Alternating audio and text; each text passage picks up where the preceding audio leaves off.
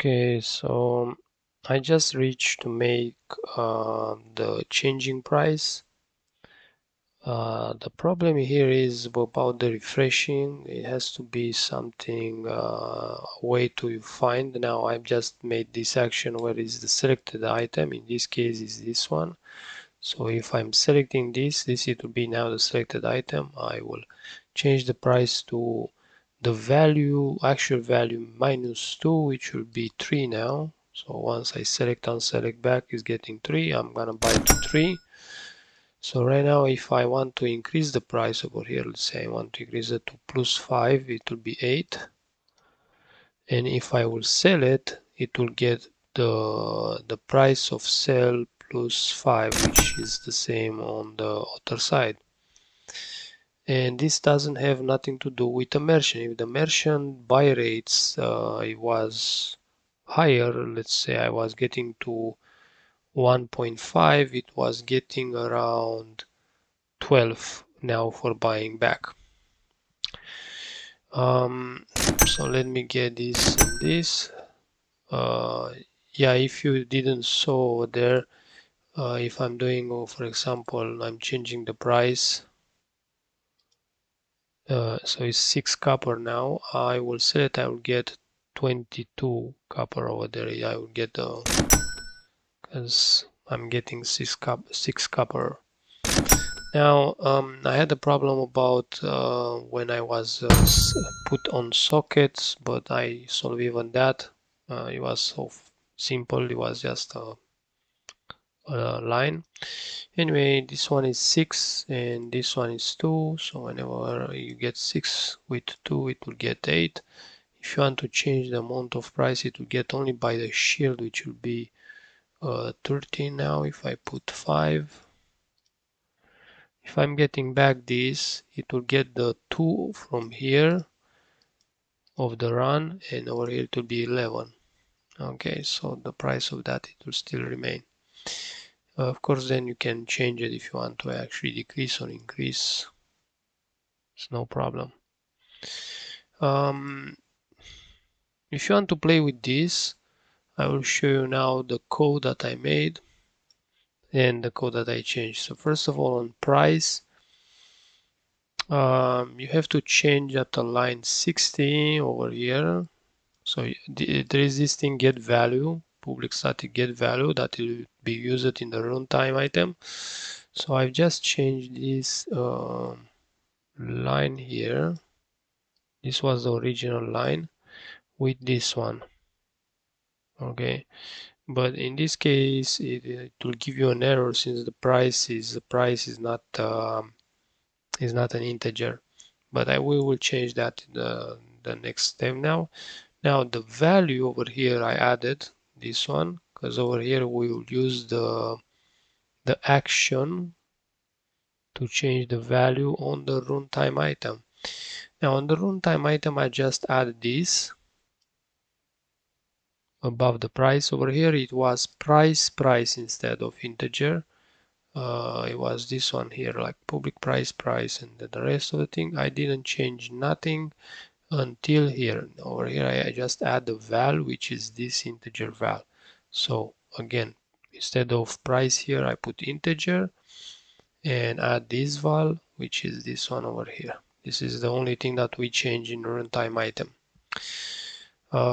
In the rest, nothing.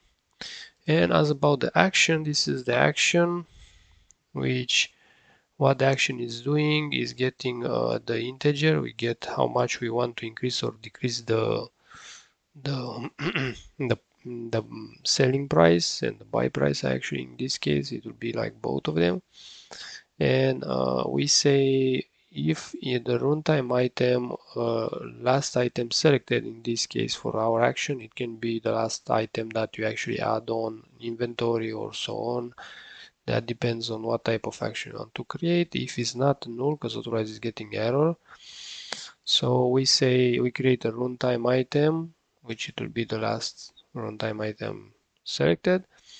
And then we get that val integer, which is this one over here, which in our case it will be 0.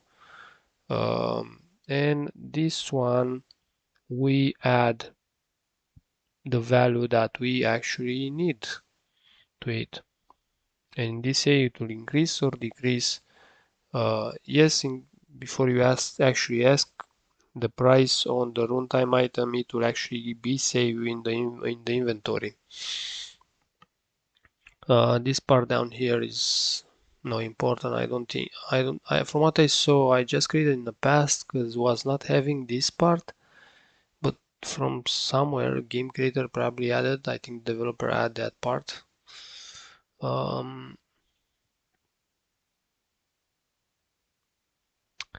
Oh yes, there is only one thing, and maybe the developer it will actually do something about that. Let's say that the buy rate on the merchant actually the sell rate it will be 0.5, which is half of the price. And now we have an item, for example, the potion health, which it will get, let's say in my case, I will use 1 copper. Okay, so potion health only 1.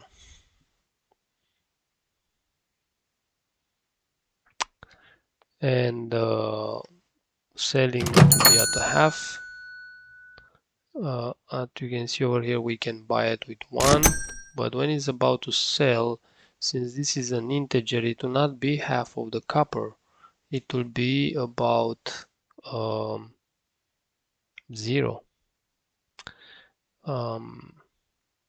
So actually making the price half on all the items, yeah, it's a good thing, but unless you don't have something with 1 gold. Let's suppose that I have something that it's costing 1 gold.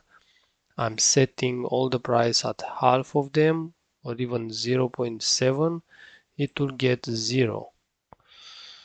So in that case, there is another roundaway I have to see where you can create a minimum price, which means that under that price it will never go. But I will still have to test. Anyway, as you can see, there are only few lines that you change in the price, which is practically this one. Oh yes, this one I think I forgot over here that you have to add it. Yeah, that one. Then this one here and this one. These 3 lines in the price. In the runtime item, you just change the price over here. Instead of price, you put integer, and you add this val over here. This it will mean the runtime. That's why it's this. For someone doesn't know what is that. And then you add another public. You can name it however you want. I just put it val from value or val, but yeah, I will create a better name later. I think you got the point, so have fun.